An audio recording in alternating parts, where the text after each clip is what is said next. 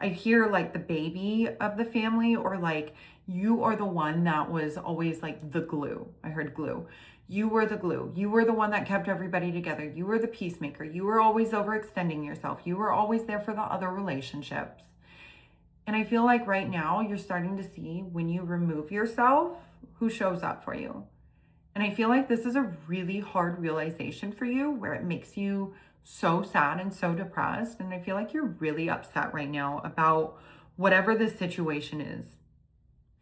But it's happening for a reason because you are being refined. I heard diamond in the rough, right? Like it's under pressure. You're under so much pressure right now because I don't feel like you believe in yourself.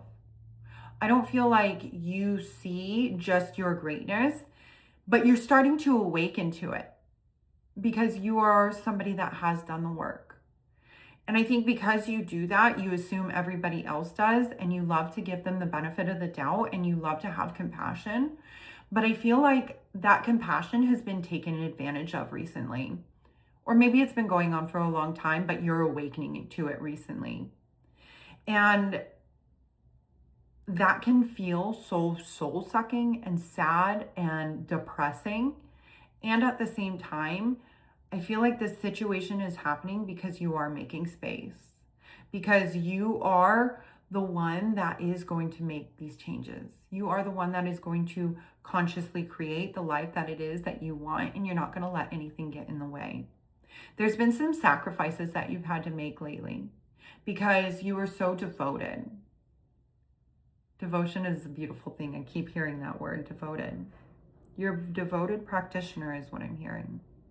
So whatever your craft is, whatever you're calling in, whatever you're working on, you're devoted to the path. But I feel as though you have had people pulling you down. Ooh, I do not like that vision. I saw like at the cliff, I got in the cliff like here.